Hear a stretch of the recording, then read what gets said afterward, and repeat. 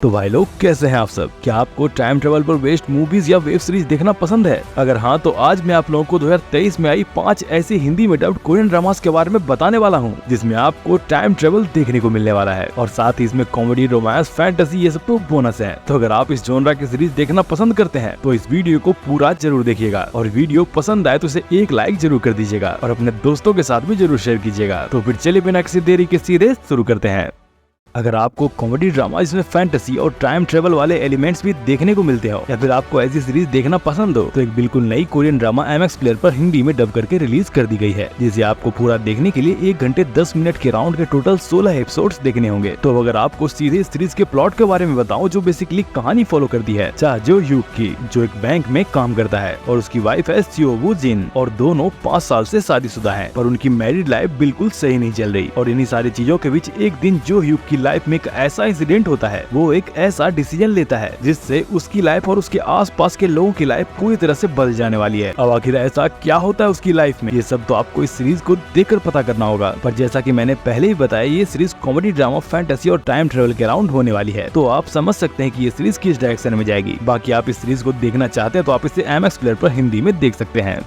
आपको इस दूसरे सीजन को देखने के लिए टोटल 12 एपिसोड्स देखने होंगे, जिसकी हर एपिसोड की लेंथ 70 मिनट के अराउंड की है। तो हाँ, थोड़ी लंबी सीरीज तो है, पर हाँ आपको इसे देखने का रिग्रेट नहीं होगा, इस बात की गारंटी मैं दे सकता हूँ। तो ये दूसरा सीजन अपने पहले सीजन की कहानी को ही फॉलो करती है। तो अगर आपने इसका पहला सीजन नहीं देखा तो मैं रिकमेंड करूंगा कि आप उसे पहले जरूर देख लें, तभी आप इस दूसरे सीजन को देख पाएंगे या उसे समझ पाएंगे। फिर भी अगर मैं आपको इस सीरीज के बारे में थोड़ा बताऊँ तो मैं बस इतना कहूंगा कि ये सीरीज कहानी दिखाती है एक 9-tailed फॉक्स या लोमड़ी की या गुमी होगी, जिसे इस मॉर्टल रेलम में सब कुछ ठीक रखने के लिए बहुत सारी चुनौतियों का सामना करना पड़ता है, जिसमें आपको फैंटेसी, टाइम ट्रेवल, मिस्ट्री और एक अच्छी स्टोरी लाइन भी देखने को मिलती है। और ये दूसरा सीजन अपने पहले सीजन से भी एक लेवल ऊपर है। बाकी अगर आप इतना सुनने के बाद इसे देखना चाहते हैं तो आप इसे प्राइम वीडियोस पर हिंदी सबटाइटल के साथ देख सकते हैं। अगर आपको comedy, drama, fantasy, romance genre की कोरियन ड्रामा देखना पसंद है तो ये सीरीज आप बिल्कुल भी मिस नहीं करना चाहेंगे। अब अगर बात करूं इस सीरीज की, जो सेम इसी नाम की एक वेबटून पर बेस्ड है, जो कहानी दिखाती है बेन जी यूम नाम की एक लड़की की, जिसके पास एक एक्स्ट्राऑर्डिनरी एबिलिटी है। उसे अपने पास्ट के सभी लाइफ के बारे में याद है और ये सिलसिला पिछले 1000 सालों से चलता आ रहा है। पर जब वो अपने 18th लाइफ में होती है तो एक ट्रेजिक एक्सीडेंट के बाद वो प्रण लेती है कि वो अपने 19th लाइफ में सबसे फिर से कनेक्ट करेगी। अब इस 19th लाइफ में आने के बाद उसके साथ जो कुछ भी होता है, वो ट्रेजिक एक्सीडेंट क्या था और एक रोमांटिक एंगल जो होने वाला है वो क्या है, और इसके अलावा और भी बहुत सारी चीजें आपको इस सीरीज में देखने को मिलने वाली हैं। और हाँ, सच बताऊं तो मुझे इस तरह की प्लॉट वाली सीरीज सच में काफी फैसिनेट करती है। खैर, अगर आप भी मेरी तरह इस सीरीज को देखने के लिए एक्साइटेड हैं तो आप इस सीरीज को नेटफ्लिक्स पर हिंदी में देख सकते हैं। तो सबसे पहले आपको बता दूं कि ये कोरियन ड्रामा ओरिजिनली एक ताइवानी ड्रामा की रीमेक है और आपको इसे पूरा देखने के लिए 1 घंटे के टोटल 12 एपिसोड्स देखने होंगे। तो अब चलिए सीधे आपको इस सीरीज के प्लॉट के बारे में बताता हूँ, जो बेसिकली कहानी फॉलो करती है जुनही की, जिसके बॉयफ्रेंड की मौत 1 साल पहले ही हुई है और वो अभी तक उस गम से बाहर नहीं आ पाई है। पर किस्मत उसे एक ऐसा मौका देती है कि वह पास्ट में टाइम ट्रेवल कर 1998 में चली जाती है, जहाँ वो अपने बॉयफ्रेंड की तरह ही दिखने वाले एक लड़के हियोन से मिलती है। खैर, अब उसके पास्ट में जाने के बाद क्या होता है, वो पास्ट में कैसे चली जाती है और वहाँ जाकर क्या होता है, इन्हीं सारे बातों के अराउंड इस सीरीज की पूरी कहानी घूमती है। और जितना सिंपल मैंने आपको बता दिया, ये सीरीज उतनी सिंपल है नहीं और आपको इस सीरीज में हर वो एलिमेंट्स देखने को मिलेंगे जो आप एक अच्छे ड्रामा से एक्सपेक्ट करते हैं। तो अगर आप इस ड्रामा को देखना चाहते हैं तो आप इसे बेशक देख सकते हैं।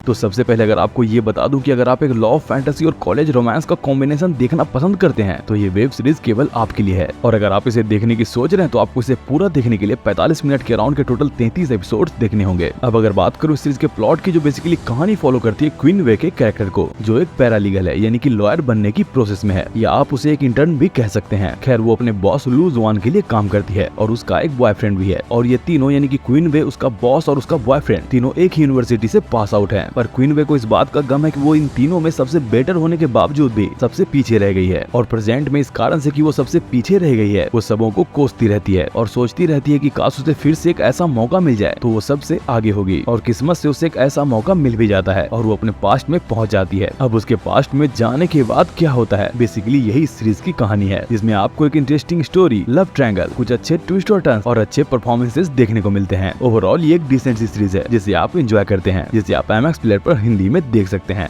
तो हमारी आज की वीडियो यहीं पे समाप्त होती है। आपको यह वीडियो कैसा लगा और आपने इनमें से कौन कौन सी वेब सीरीज देख ली है, हमें कमेंट सेक्शन में जरूर बताइएगा। और जाने से पहले वीडियो को लाइक और चैनल को सब्सक्राइब जरूर कर दीजिएगा। तो फिर मिलेंगे किसी और टॉपिक के साथ अगली वीडियो में, तब तक के लिए जय हिंद, जय भारत।